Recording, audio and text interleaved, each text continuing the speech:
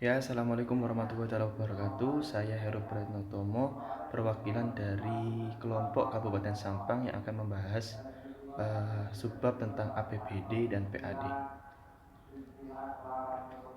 Langsung saja, yang pertama adalah pengertian PAD atau pendapatan asli daerah merupakan penerimaan dari sumber-sumber di dalam wilayah tertentu yang dipungut berdasarkan undang-undang yang berlaku. PAD bertujuan untuk memberikan kewenangan terhadap pemerintah daerah untuk mendanai pelaksanaan otonomi daerah sesuai dengan potensi daerah sebagai perwujudan desentralisasi.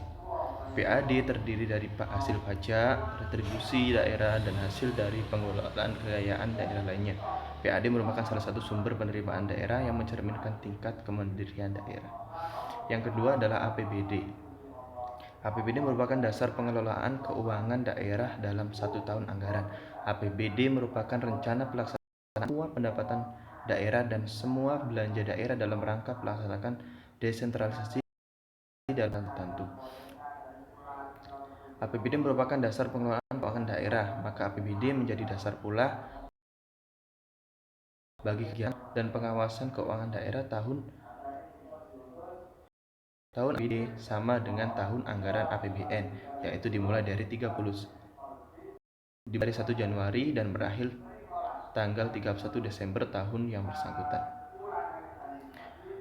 Yang selanjutnya adalah unsur-unsur dalam APBD. Dalam anggaran pendapatan dan belanja daerah terdapat 3 unsur di dalamnya, yaitu anggaran pendapatan, anggaran belanja, dan pembiayaan. Unsur yang pertama adalah anggaran pendapatan. Di dalam anggaran pendapatan terdapat 3 sumber pendapatan daerah, yaitu 1 PAD. Kurang lebih pengertiannya sama dari pajak daerah, retribusi daerah, dan hasil. Yang kedua adalah dana perimbangan, di mana dana perimbangan merupakan dana yang bersumber dari pendapatan APBN yang dialokasikan kepada daerah atau otonom untuk mendanai kebutuhan daerah dalam rangka melaksanakan desentralisasi. Dana perimbangan terdiri dari dana bagi hasil, dana alokasi umum atau DAU, dan dana alokasi khusus atau DAK. Dan yang ketiga adalah pendapatan lain-lain.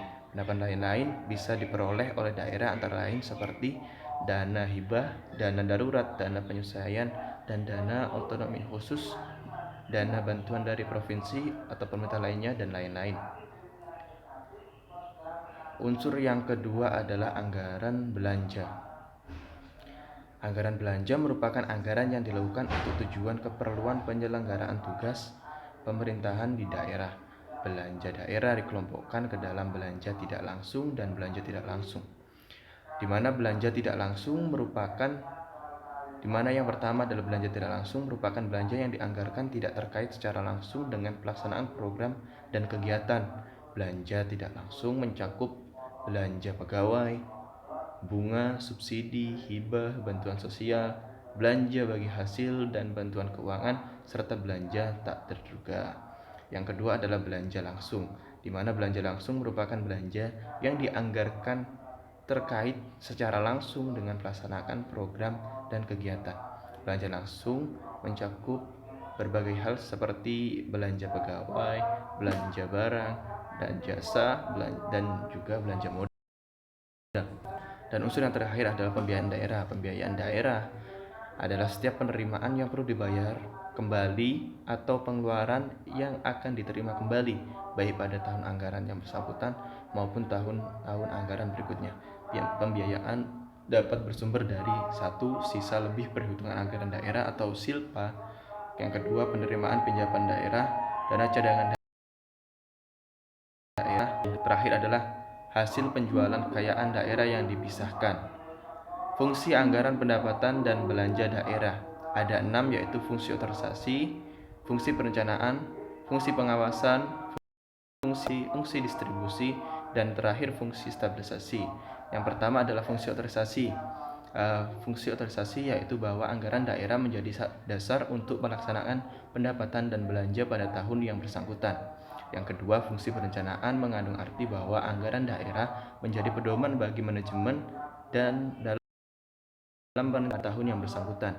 Yang ketiga, fungsi pengawasan, di mana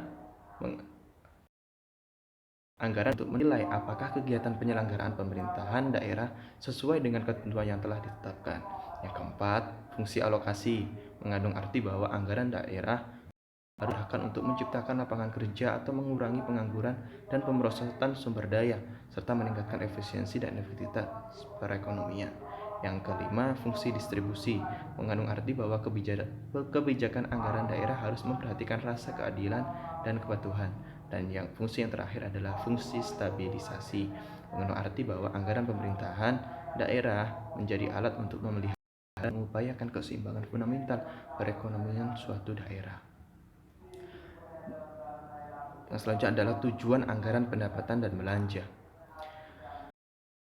APBD adalah sebagai pedoman pengeluaran dan penerimaan daerah agar terjadi keseimbangan yang dinamis dalam rangka melaksanakan kegiatan-kegiatan di daerah demi tercapaian peningkatan produksi, peningkatan kesempatan kerja, dan pertumbuhan ekonomi yang cukup tinggi.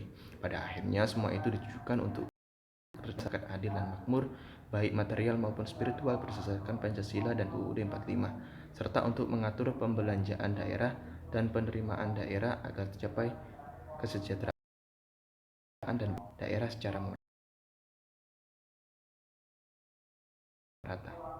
APBD dan PAD Kabupaten Sampang yang sebelah kiri layar merupakan pada tahun 2018, sedangkan pada kanan layar adalah APBD pada tahun 2019. Secara sekilas APBD 2019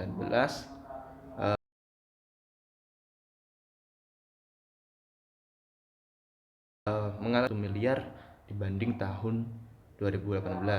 Juga pada sektor belanja mengalami kenaikan pula sekitar 61 miliar dari tahun sebelumnya, serta defisit anggaran 2019 mengalami penurunan. APBD mengandung 3 unsur. Yang pertama yaitu di sini pendapatan daerah penerimaan dari sumber daya tertentu seperti pengertian yang di atas tadi, pendapatan sah daerah. Dalam pendapatan asli daerah tahun 2019 mengalami kenaikan dari tahun 2018, yaitu sebesar sekitar 12 miliar 600 juta. Sumber pendapatan yang mengalami kenaikan yang cukup signifikan adalah pendapatan lain-lain asli daerah, yaitu sekitar 10 miliar dari pendirian suatu APBD berkaitan erat dengan PAD. Hal ini dikarenakan semakin besar sumber pendapatan dari potensi daerah, maka daerah akan lebih leluasa untuk mengakomodasi kepentingan masyarakat. Mana untuk mengakomodasikan kepentingan masyarakat, kepentingan ditumpangi oleh kepentingan pemerintah pusat tapi tidak sesuai kebutuhan dari masyarakat daerah. Yang kedua adalah dana perimbangan. Dana perimbangan tahun 2019 mengalami kenaikan sebesar 55 miliar dari tahun sebelumnya. Meskipun mengalami penurunan pada dana bagi hasil, namun itu ditutupi oleh dana alokasi khusus dan dana alokasi umum yang mengalami kenaikan yang cukup besar. Kenaikan dalam perimbangan pada setiap tahunnya dapat diartikan bahwa pemerintah dinilai positif oleh pemerintahan pusat karena dinilai mampu menjalankan sebuah program untuk kegiatan pembangunan seperti infrastruktur maupun sarana penunjang pertumbuhan daerah tersebut yang berdampak langsung terhadap pertumbuhan perekonomian. Pendapatan yang ketiga adalah pendapatan lain-lain yang sah daerah. Lain-lain pendapatan daerah mengalami kenaikan pula dari tahun sebelumnya, yaitu sekitar 53 miliar, di mana dana desa mengalami kenaikan yang sangat besar dari tahun sebelumnya. Kenaikan pada dana desa ini tidak terlepas dari manfaat yang dirasakan oleh masyarakat, terutama pada banyaknya infrastruktur desa yang dibangun dari alokasi dana desa, seperti perbaikan jalan desa, perbaikan jembatan, sarana air bersih, serta drainase yang masih banyak. Unsur selanjutnya dari APBD yaitu belanja daerah, di mana belanja daerah dibagi menjadi dua, yaitu belanja tidak langsung yang tidak berkaitan langsung dalam program dan belanja langsung yang berkaitan secara langsung pada program. di mana 19 belanja tidak langsung mengalami kenaikan sebesar 61 miliar 18. Namun tidak jauh berbeda dari periode sebelumnya, belanja untuk keperluan pegawai sipil memiliki porsi yang sangat besar, yaitu terdiri dari belanja langsung, belanja pegawai langsung, dan belanja barang dan jasa langsung, yaitu sekitar 1.140 miliar 800 juta di 2019, di mana menurut saya ini masih bisa dialihkan kepada belanja yang lainnya seperti bantuan keuangan dan belanja modal untuk infrastruktur jangka panjang seperti itu. Dan unsur dari APBD yang terakhir adalah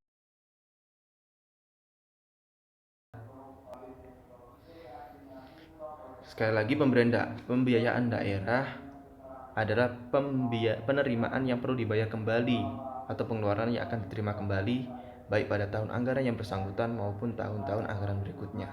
Pembiayaan dapat bersumber dari sisa perhitungan anggaran sebelumnya, pinjaman daerah, dana cadangan daerah, dan hasil penjualan kekayaan daerah, di mana pada tahun 2019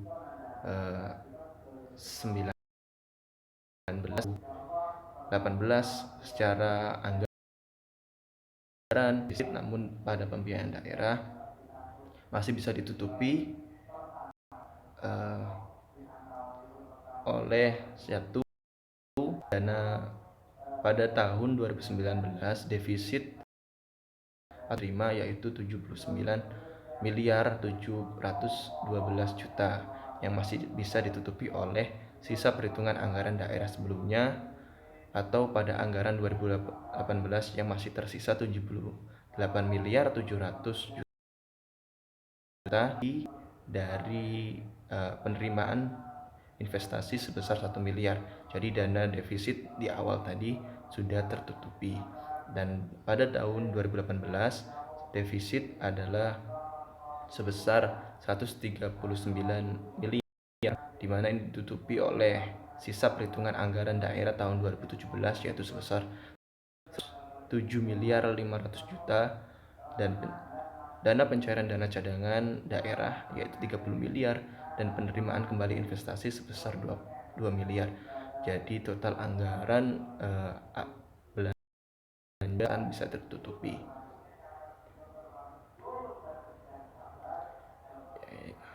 Poin yang terakhir adalah pendapatan asal daerah merupakan sumber pendapatan daerah yang berasal dari kegiatan ekonomi daerah itu sendiri. Jadi pendapatan asal merupakan satu unsur penting soal daerah. Citra keuangan pemerintah daerah dapat terlihat dari besar serta sebagaimana alokasi keuangan untuk kegiatan Pemda untuk kesejahteraan masyarakat. Ketika suatu daerah memiliki PAD yang besar dan mengalami kenaikan setiap tahunnya, memaksimalkan kemampuan daerahnya serta mencerminkan keadaan suatu kemampuan ekonomi daerah yang baik dan stabil. Dan jika suatu daerah mengalami kesulitan dalam memaksimalkan sumber-sumber pendapatan asal daerah, maka akan timbul suatu masalah dan gejolak ekonomi yang tidak stabil di daerah tersebut. Yang selanjutnya APBD merupakan dasar pengelolaan keuangan daerah dalam satu tahun anggaran. APBD merupakan rencana pelaksanakan semua pendapatan daerah dan semua belanja dalam rangka pelaksanakan desentralisasi dalam tahunan anggaran tersebut. Dengan adanya anggaran akan dapat bagaimana perkembangan suatu daerah. Dengan APBD, pemerintah dapat menentukan skala prioritas pelaksanaan pembangunan dalam skala 1 tahun. Dalam gambaran jelas tentang seberapa besar yang akan didapat dan yang akan dikeluarkan selama 1 tahun. Juga sudah dijelaskan tadi sebenarnya tujuan dan fungsi dari anggaran itu seperti saya sampaikan. Ya, mungkin itu saja presentasi dari saya. Jika ada pertanyaan silahkan diajukan di kolom yang tersedia. Terima kasih. Wassalamualaikum warahmatullahi wabarakatuh.